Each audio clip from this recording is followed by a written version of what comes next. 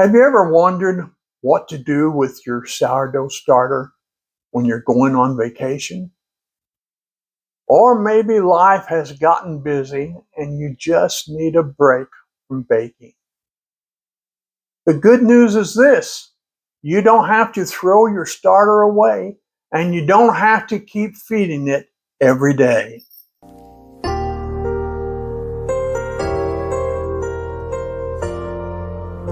Today I'm going to show you exactly how to store your sourdough starter in the refrigerator the right way. We'll also talk about how to prepare it before it goes into the fridge, what it will look like when you take it back out, and how to wake it back up so it's ready to bake beautiful sourdough bread again. If you're new to sourdough, don't worry. I'm going to explain everything step by step in a simple way. So let's get started. When should you put your starter in the refrigerator? The refrigerator is a perfect place for your starter if you're going on vacation, you won't be baking for a while, you just need a break from feeding it every day. Keeping it in the refrigerator slows everything way down. Your starter stays alive, but it doesn't need nearly as much attention. Think of it like putting your starter in sleep mode. What will you need? Well, before we begin, gather a few simple things together. Here we go. You'll need clean jar. You'll need a kitchen scale. You'll need your sourdough starter. You'll need the flour you normally feed it. And you'll need room temperature water. This gets more exciting as we go along. I feed my starter with bread flour because it works great. But feel free to use whatever flour you normally use. The important thing is to stay consistent. So here's step number one. Keep just a small amount of your starter. First, place your clean jar on the scale.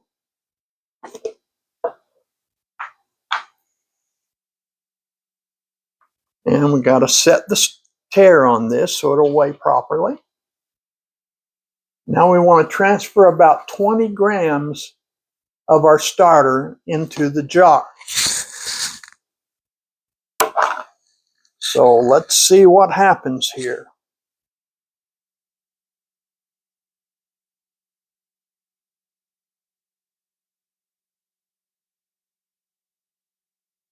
Well, that's 9 grams.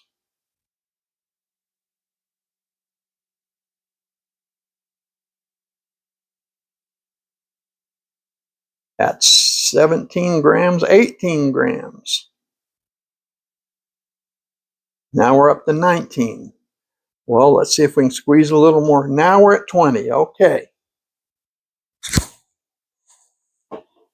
Now, don't worry if you only get in 18 grams or you accidentally put in 22 grams. Don't worry if it's just 18 grams or if you happen to put in 22 grams. It does not have to be perfect at this point.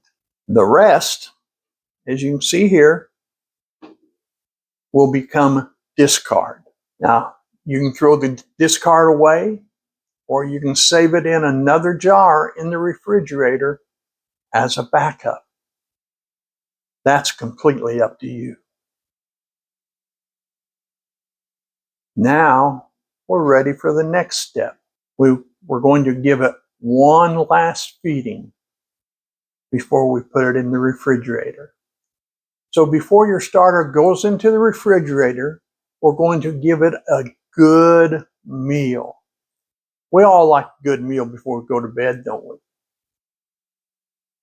But today we're going to feed the starter a little bit differently than you're probably used to. You probably feed your starter equal amounts of flour and water. And we're going to do it a little bit differently. This time we're going to make it a little thicker. Okay, first thing we want to do is add 3 heaping tablespoons of flour. Got my flour here. Got my tablespoon. Heaping 1,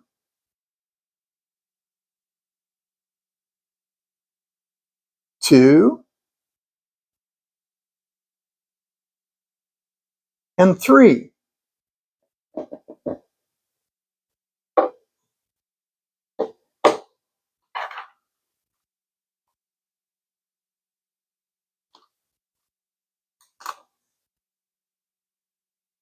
Then we're going to add a little bit of room temperature water.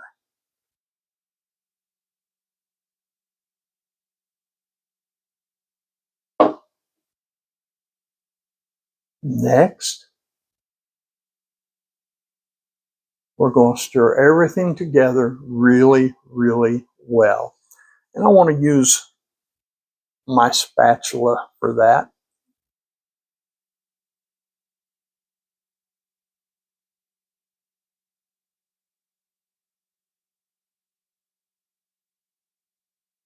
And I need to add a little bit more water.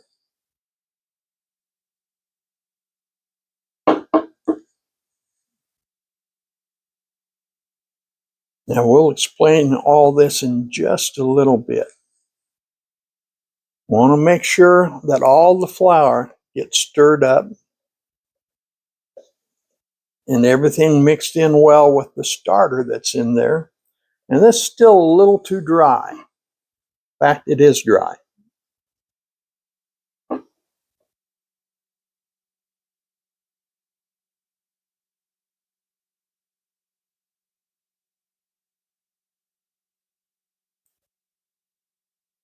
I think we pretty well got it where we want it. And I'll explain all this in just a minute or two. You may have seen other recipes online or in books that use exact measurements like equal parts flour and water, like 100 grams of flour to 100 grams water, or 1 cup flour to 1 cup water. That method works, but today I want to show you my approach, which I learned from another baker on YouTube. Making a starter by eye is what we're talking about. Yes, by eye. No scale, no measuring cups, and no complicated math. The goal is texture, not numbers. What matters most is the texture of the mixture. Instead of measuring exact amounts, add flour and water gradually until you reach the creamy mousse-like texture that we're looking for. And you saw me adding water 2 different times, I believe it was. And here's the mixture we're looking for. You see that? Nice and thick and smooth. It's smooth, it's creamy, and it holds its shape without being dry. Now, if your mixture is too thin, add a little more flour.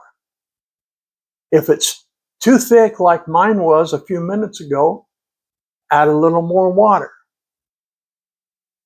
Do not worry about overmixing it. You actually want all the flour completely mixed into the water. The finished starter should be nice and thick, almost like smooth peanut butter or even tomato paste. That's exactly what we're looking for. Now, why do we want to make it thicker? And you may be wondering this, why we're using more flour than water. And here's why. When your starter is in the refrigerator, everything slows way down. The wild yeast eats much more slowly. By making the starter thicker, we're giving it extra food that lasts longer while it's resting in the fridge. That little change helps protect your starter during its vacation. Now, want to remind you, use a large enough jar when you're doing this. You saw the jar I use normally. It always holds enough when it's grown to make one loaf of bread. But we need to remember that, well, simply put, the next tip can save you a huge mess. And that's what we're trying to help you with. Even inside the refrigerator, your starter can and will rise. It won't rise as quickly, but it can still grow. If your jar is too small, your starter may bubble over the top and make a sticky mess all over your refrigerator. Trust me, you only have to clean that up once to learn your lesson. Choose a jar that's at least twice as big as your starter, and that's what I've done. A little extra space now can save you a lot of cleanup later. Now, want to remember, this is ready actually to go into the refrigerator. Let me clean off my spatula a little bit here.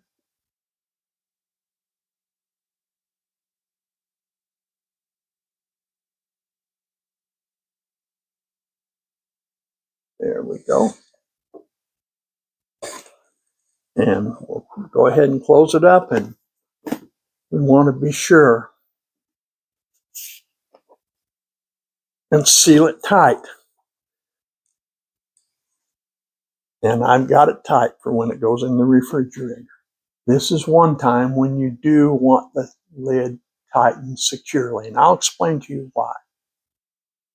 When your starter is sitting on the kitchen counter, we usually leave the lid loose so gases can escape. But in the refrigerator, we want to keep the starter from drying out. A tight lid also helps keep refrigerator odors out of your starter. Now, let your freshly fed starter sit on the counter for about 30 minutes. Well, we're just going to leave it right here for about 30 minutes. You do not need to wait for it to double in size. Just give it a little head start before placing it in the refrigerator. After those 30 minutes, put it in the back of your refrigerator. That's my wife setting the timer so we'll know when 30 minutes is up. Then you can go out and enjoy your vacation, or simply take a well-deserved break from baking. Your starter will be waiting for you when you're ready to bake again. Now we want to take a look at how to store the sourdough starter in the fridge. What happens while it's in the refrigerator? Now that your starter is safely in the refrigerator, let's talk about what's happening inside that jar. Here's the first thing I want you to remember. Your starter is not, N-O-T, your starter is not dead. It just takes a long nap. The cold temperature slows the wild yeast and good bacteria way down. They don't stop working, they just work much slower. Think of it like a bear during winter.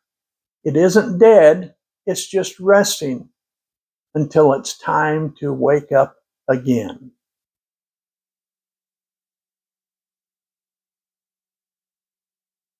Kind of like what we're explaining is hibernation. We're going to let our starter hibernate for a while. What will the starter look like? The longer your starter stays in the refrigerator, the more it will change. After about 2 weeks, you may notice a small amount of liquid on top. After 1 month, there will usually be more liquid. After 2 months, you may see quite a bit of dark liquid sitting on top. If you've never seen this before, it can be a little scary. You might think, oh no, I've killed my starter. But don't panic. Most of the time, everything is perfectly fine. But what is that dark liquid? That liquid does have a name. It's called hooch. H-O-O-C-H. Hooch. Hooch is simply a mixture of water and alcohol that forms after your starter has eaten most of its food. The darker the hooch becomes, the hungrier your starter is. So don't think of it as bad news. Think of it as your starter saying, hey, I'm ready for another meal. That's all it's trying to tell you. Is hooch mold? This is one of the biggest questions beginners ask. The answer is no. Hooch is not mold, even if it's gray or dark brown or almost black. It's usually just hooch. That's completely normal after your starter has been sitting in the refrigerator for a while. Real mold looks very, very different. We'll talk more about mold later in this video. The next question is, should you stir the hooch in or pour it out? See, there are 2 ways people handle hooch. Some bakers stir it back into the starter. Others pour it off. Either way works just fine. I personally pour mine off. Now here's why. Hooch has a very strong smell and a very sour taste. It's made up of mostly alcohol. If you stir it back into your starter, that stronger flavor can carry over into your bread. I prefer a cleaner, milder flavor, so I simply pour the hooch into the sink or trash before feeding my starter. If you like a stronger sourdough flavor, you may choose to stir it back in. There is not a right or wrong answer to this question. It's simply personal preference. What will the starter look like? Once the hooch is gone, stir the starter gently. At first, it may not look very exciting. It may seem flat, thick, and almost lifeless. That's okay. Just remember, it's been sleeping in a cold refrigerator all this time. It has not had fresh food in possibly weeks. Do not expect it to bounce back instantly. The important thing is this: it is still alive. Now, all we have to do is wake it up. Warning, warning, warning. Don't bake with it yet. This is one mistake I see many beginners make. They pull the starter out of the refrigerator, see that it's still there, and immediately start making bread. Can you do that? Well, maybe. Should you? Probably not. Your starter is hungry. It's weak. And it has not been active for a while. Using it right away often leads to bread that does not rise very well. You may end up with a loaf that's heavy, dense, or even flat. After waiting several weeks to bake, nobody wants that. Instead, take just a little extra time to wake your starter up properly. Your bread will reward you for it. Well, that's all we're going to cover in today's video. Now your sourdough starter is safely tucked away in the refrigerator, and you know exactly what's happening while it's resting. So don't worry if you see hooch or if your starter doesn't look very active. That's completely normal. In 2 weeks, we're going to take this same starter back out of the refrigerator, and I'll show you step by step how to wake it back up, how to feed it properly, and how to get it strong enough to bake another beautiful loaf of sourdough bread. You won't want to miss that video because it's the second half of this lesson, and it could save you from making one of the biggest mistakes beginner sourdough bakers make. If you enjoyed today's video, please give it a thumbs up. Please subscribe to Alan's Sourdough Adventures and click the notification bell so you'll know the moment our next video is released. If you have any questions, leave them in the comments down below. I read every comment, and I'll do my best to help you. So thanks so much for watching. Until next time, happy baking and God bless you is our prayer.